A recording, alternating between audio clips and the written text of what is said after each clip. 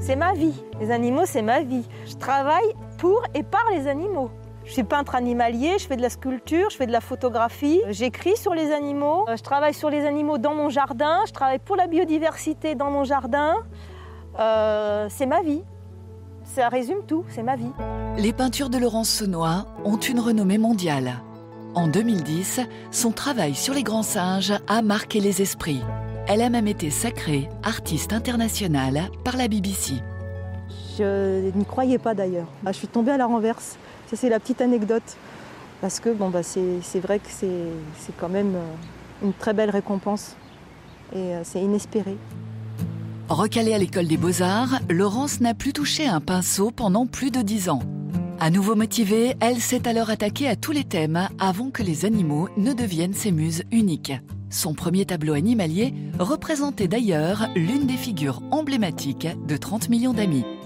C'est Mabrouk, c'est le chien de mon cœur, le chien de mon enfance. Je commence toujours par le regard. Et parce que pour moi, le regard dans un tableau, c'est ce qu'il y a de plus important, c'est l'âme de l'animal. Et ensuite, je continue le tableau en spirale, en allant vers l'extérieur pour finir vers le fond. Si le regard est loupé dans un tableau, tout le tableau sera loupé. Moi, avec mon chien, avec Chuck, c'est par un simple regard, je sais ce qu'il pense, je sais ce qu'il veut, on se comprend et il me comprend aussi, c'est très très important. Allez mon chien, viens. Je l'ai eu à 2 mois et demi, il a bientôt 13 ans. Et puis il a fallu supporter toutes ces crises d'hyperactivité, de folie je dirais. Chuck a naturellement inspiré Laurence, aussi bien sur la toile que sur le papier, puisqu'elle lui a même consacré un livre. C'est Chuck qui pense et qui a un regard sur le monde des hommes. Dans son livre également, une anecdote sur un bébé pie tombé du nid.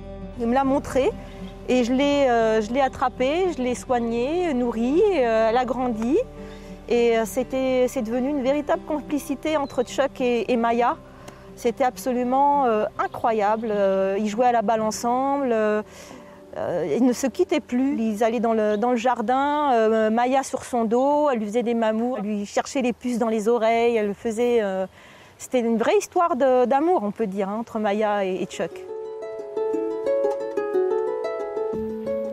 L'amour des animaux est un moteur pour Laurence. Elle continue de travailler sur les grands singes et a même eu la chance d'observer des bonobos in situ.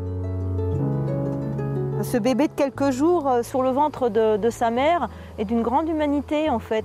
Ça pourrait être n'importe quelle maman qui vient d'avoir son bébé dans n'importe quelle maternité du monde. Et l'attitude est d'une grande tendresse et aussi d'une grande humanité encore.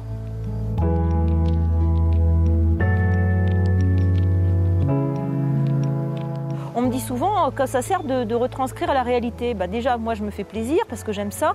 Et puis, c'est peut-être aussi un témoignage, peut-être pour les générations futures, parce qu'on ne sait pas ce que la planète va devenir. Je suis vraiment très pessimiste.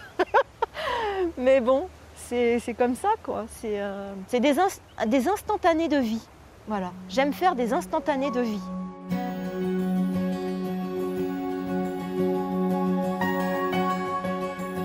Pour moi, l'animal, c'est un sujet qui est intarissable, qui est intemporel, qui est d'ailleurs les premiers artistes hominidés ont peint les grottes et qu'est-ce qu'ils peignaient dans les grottes, c'était les animaux, parce que le premier contact que l'on a quand on est proche de la nature, c'est avec les animaux. Donc pour moi, c'est une évidence. C'est ça qui me comble. À la différence de la France, l'art animalier est très respecté aux États-Unis. La Société des artistes animaliers regroupe les 500 meilleurs spécialistes mondiaux et elle ne compte que 3 Français, dont Laurence.